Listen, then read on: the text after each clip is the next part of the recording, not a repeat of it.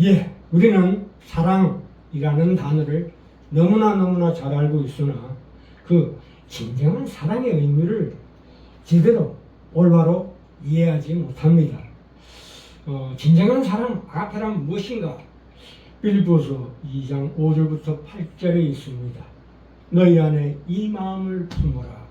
곧 그리스도 예수의 마음이니 그는 근본 하나님의 본체시나 하나님과 동등됨을 취할 것으로 여기지 아니하시고 죽기까지 복종하셨으니 곧 십자가에 죽으심이라. 이 본문에서는 하나님은 아가페라는 생명의 본체이지만 우리는 그러한 사랑을 가지는, 사랑을 해야 하는 실천적인 존재자가 되어야 한다, 이런 뜻입니다. 육적인 부모와 자식의 관계에서는 본능의 사랑으로 움직이지만 우리 영적인 부모인 하나님과 거듭난 우리 관계에서는 말씀이라는 사랑으로 움직인다는 뜻입니다. 예수님께서 요한복음 17장에서 기도하시는 대목이 나오는데요. 14절로 갑시다. 요한복음 17장 14절. 내가 아버지 말씀을 저희에게 주었사오매 이는 나와 저희가 세상에 속하지 아니함을 인함이니이다. 이렇게 말씀하고 있습니다. 하나님은 말씀이십니다. 이것은 순수한 하나님의 영이 세상적인 말로 나타냈음을 뜻합니다. 하나님의 영이 세상적으로 자신을 드러낸 것을 가리켜 우리는 말씀이라고 부릅니다. 말씀은 하나님의 순수한 영이 세상적인 옷을 입고 나타나는 것과 같다, 이런 뜻입니다. 하나님의 영이 애초에 성부, 성자, 성령 삼위 안에서 아가페로 머물다가 세상의 인간에게 자신을 나타낼 때 그것을 말씀이라고 합니다. 그러므로 말씀은 나타난 아가페, 사랑이고 아가페는 숨은 말씀이다. 그래서 오늘 제목이 말씀은 나타난 바 된 아가페이고 아가페는 숨어있는 말씀이다 입니다. 예.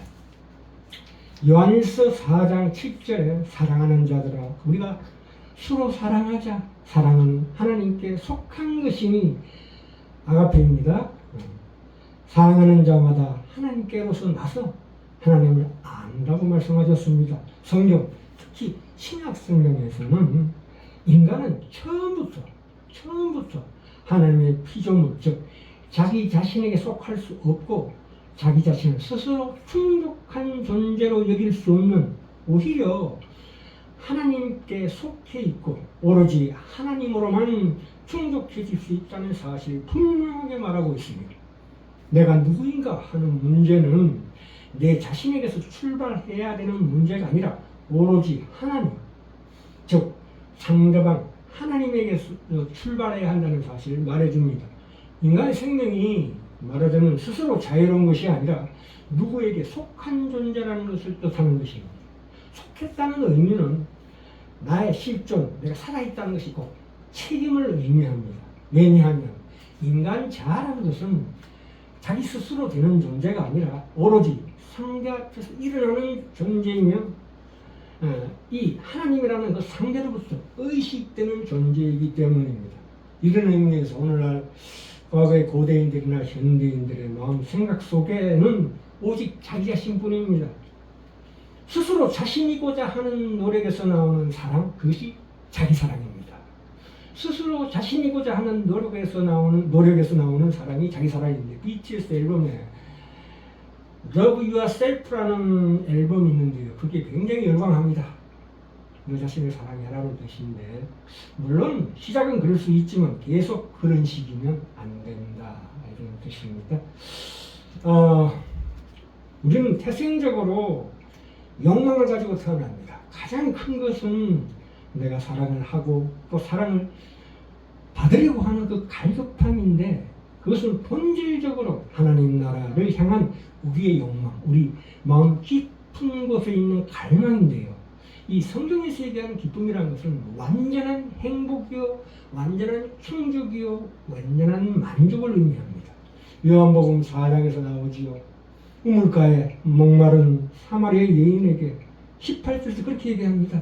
네가 남편이 지금 과거에 5이 있었으나 지금 남편도 네 남편이 아니다. 그렇게 가섭하게 찾지 마라. 14절에 나오지요. 그러니 내가 주는 물을 마셔라. 그러면 영원히 목마르지 아니하리라. 이렇게 말씀하고 있습니다. 우리의 자연스러운 사랑의 욕망이 현실에서, 세상에서 모두 만족된다고 해도 뭔가 그 자연스러운 행복이 만족시키지 못하는 욕망이 아직 내 마음 깊은 곳에 남아있다는 것을 우리가 알게 됩니다.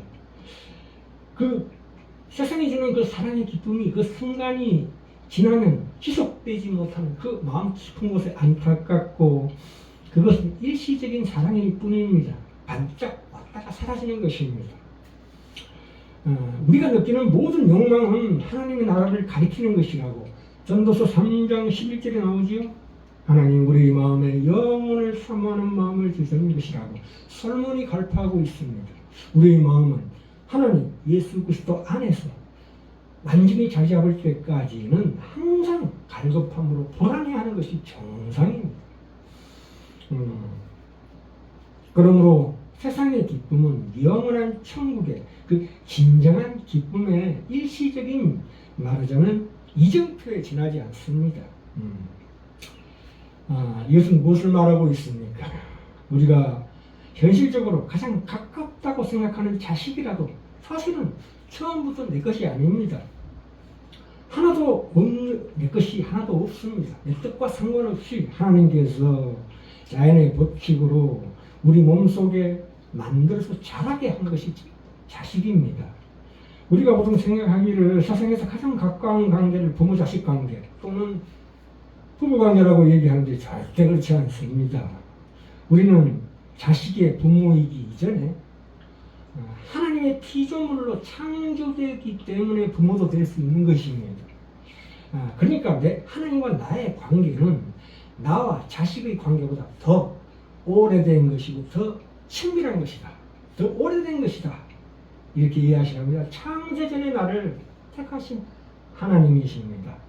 자식에 대한 본능적인 사랑에 불과한 나의 애정을 더 나은 아가페로 하나님께서 변화시키기 위해서 하나님께서는 때때로 그 본능적인 사랑을 그 내적으로나 외적으로 좌절하게 하십니다. 예를 들자면 자식이 말하자면 질병이나 사고로 자식을 잃는 경우가 있습니다. 그때의 그 외로움과 쓰라림과 그 하나님의 침묵 속에서 하나님이 주시는 진정한 아가페가 자라날 기회가 생기는 계기가 되는 수도 있습니다.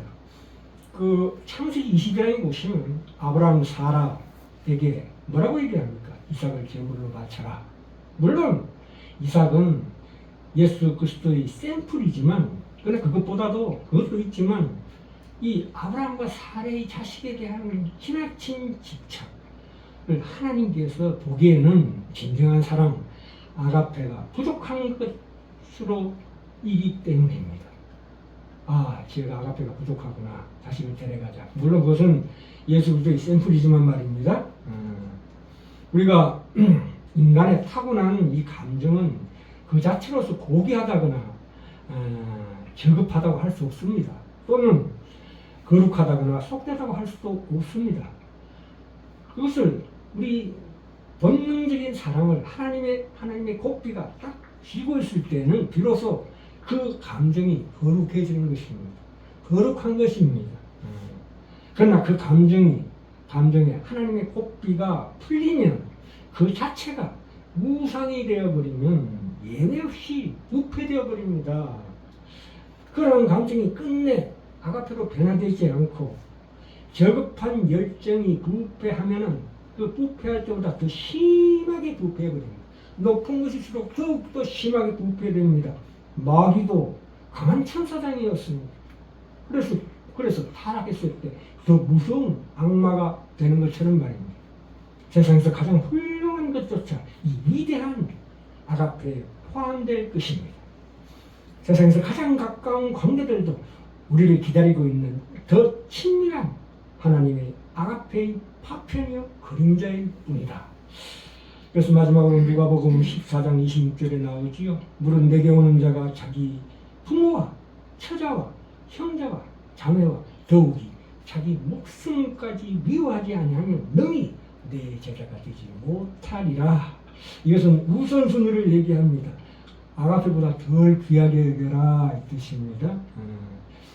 사실 이 가족이라는 상징성은 천국에서 가장 가까운 관계라는 뜻입니다. 그래서 신약에서는 가족은 새롭게 정의됩니다. 천국에서 가족은 근본적으로 변화됩니다.